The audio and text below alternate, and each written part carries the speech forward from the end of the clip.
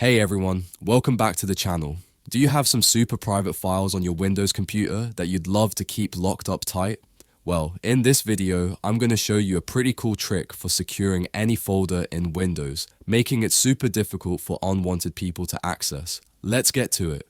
Alright, so first, head on over to your File Explorer and find the folder you want to lock down. For the sake of this video, I'm going to go into this study folder. You can see right now I can access every file in this folder, but we are about to change that. To lock this folder, we are going to use command prompt. So click in the file path section and type cmd, then hit the enter key. Alright, the command prompt should be open right now. So now you have to type this command, cacls space, quotation mark, study, quotation mark, space /e, space /p, space, everyone, colon, f, then hit enter. Now that you have done that, your folder is secured. Let's go back to the folder to check it. As you can see, when I click to open it, it gives me an error that says you don't have permission to access this folder, and it asks you to click continue.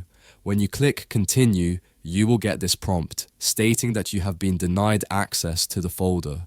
Then let's see what happens when we try to delete this folder. As you can see, it will also deny you to delete this folder. As you can see, it won't delete the folder, and it is very secured now. Now, what if you want to access or delete it again? It's also pretty simple. Let's go back to the address bar and type cmd, then hit enter.